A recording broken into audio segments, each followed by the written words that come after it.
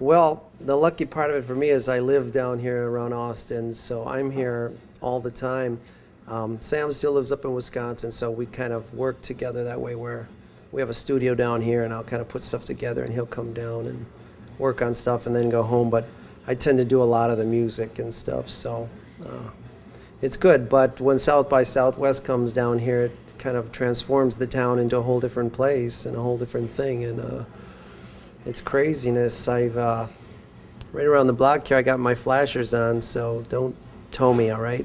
Because you can't find a parking spot right now.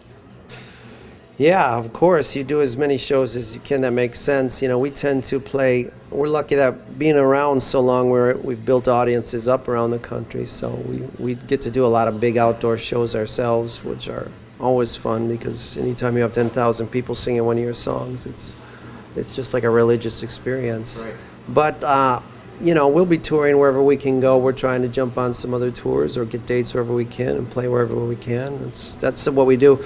You know, this thing in the industry kind of happened where CDs kind of stopped selling and stuff, and bands had to learn how to make a living just off playing. But for a band like us, we've always lived off playing shows, so for us it's pretty much the same. Well, for us, being from Wisconsin originally, there's Summerfest goes on there every year, which is, I think they said, the biggest music festival in the country or something. It's huge. It's a week long, and they have just an immense amount of acts come through there.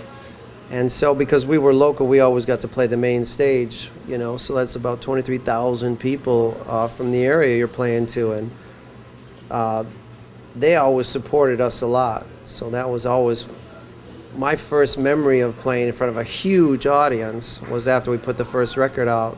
I went back to Milwaukee and played Summerfest, and I'd never experienced that many people waving their arms and singing your songs before. And so we play there almost every year now, and we look forward to it.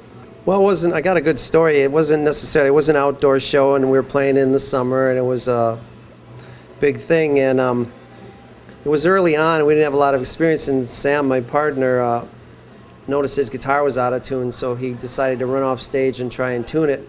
But he couldn't see the tuner, so he went into the back of this van and closed the door to try and tune it, and soon found out that he was locked out.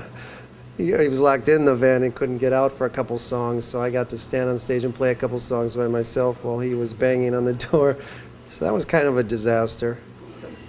Well, when we first started out, there was these huge record companies, and they were big machines, and they could take an artist and create stuff out of them a lot of times, you know. And what you look to do as a band then was hook up and get connected to one of these gigantic machines like we did to Warner Brothers, and you spend a career there with these people and this immense amount of money and promotion and stuff like that, and they kind of build a career for you. Now that's pretty much gone, you know, and so now everything's just done on a street level, and everyone and their cousin has a CD out, you know. So when we were a band, you'd get demo tapes together to maybe get a major interest in you, and maybe you'd get to go in the studio and make a record, and the whole process cost a few $100,000, and it was a big deal. So not many bands could do it, and it was kind of a weeding out process. Now, with computers, anybody can make a record, and it sounds funky and cool, so everybody's got a CD to sell, so there's a huge glut of just music that's not getting heard or not getting seen and stuff because there's just so much. Right.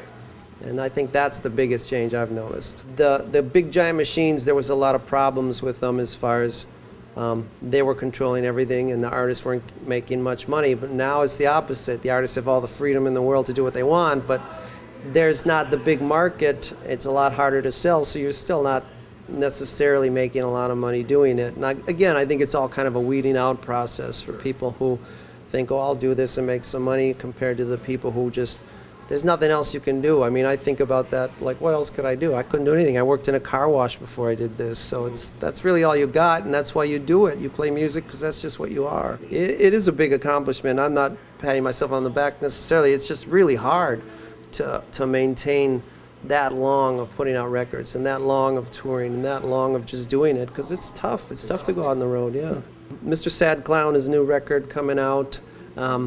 Title goes back to a story when Sam and I were in high school. We went to a party after one night, and Sam was very different than me. He was a very social person. I was kind of a reclusive person, and he's walking around the party talking to girls, and I'm sitting in the corner listening to Pink Floyd. And after a long time, a girl comes up and looks down at me very drunk and says, "What's the matter, Mr. Sad Clown?" like that to me. And so it identified this music. A lot of it is about a kid who turns to music kind of because he doesn't identify so much with people so good. And that's the theory of Mr. Sad Clown, the title. There's lots of songs on the record that come from a more mature perspective of having grown this long, been around this many years, written this many songs. And a lot of it is more about being at this age, which I am middle-aged, and looking at where your life is and what you're doing and stuff like that. But I think it's some of the best writing we've really done. I certainly feel like it's the most kind of vulnerable I've been on a record as far as what I've written on it. And yeah. Well, that's me. I lock myself in the studio, and I work on music and stuff because that's always been the fulfilling thing for me.